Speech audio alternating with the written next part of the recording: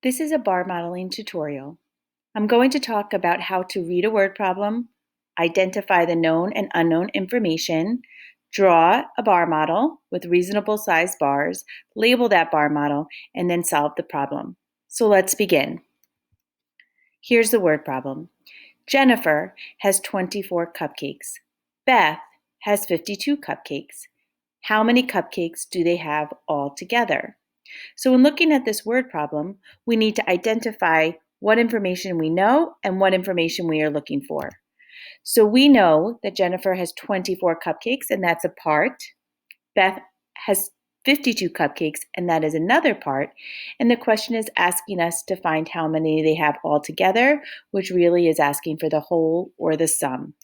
So when we draw two bars to represent Jennifer and Beth's amount, we want to draw reasonable sized bars.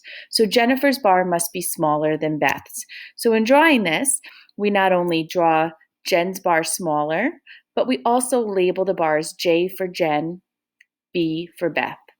Now we're going to insert the numbers and the quantities. So I put 24 on the smaller bar to represent Jennifer's amount and 52 on the larger bar to represent Beth's amount. Now we have to find where the question mark is going. And since this is a part and this is a part and we are looking for the whole, the sum is always going to be on the right-hand side of the bar. So this bracket right here and the question mark with the word sum, we don't have to necessarily write the word sum. I just put it there so that you know that that is looking for the sum or the whole. Now that we have our bar model drawn, we need to solve for this problem. So we are going to write the number sentence 24 plus 52 equals question mark. So we're including all the parts of the bar model. And then we can stack the problem 24 plus 52 to get our sum, which is 76. And then we must write a word sentence. Jen and Beth have 76 cupcakes all together, and make sure that that answers the question. So this is more of a part whole, and this is called a comparison bar model, since it is stacked and you can compare the amounts and see the difference in size. We also have another word problem. It says William has 65 toys. His brother has 32 fewer toys. How many toys does his brother have? So again, we have to identify the known information and what we are looking for. So William has 65 toys. That's a part. His brother has 32 fewer toys. That's the difference between his brother and him. And then it asks us how many toys does his brother have? That's asking us to find another part. So again, we're going to think about drawing a bar model that has reasonable size bars and labeling them. So here we have his brother labeled with a B. He has a smaller bar because he has fewer toys than William, and William has a larger bar because he has more. Now let's label. So we know that William has 65 toys, but we do not know how many toys his brother has. That's what we are looking for, so we must put a question mark on his bar. The difference is going to be in this section. Now I could have made William's bar on top and his brother's bar on bottom.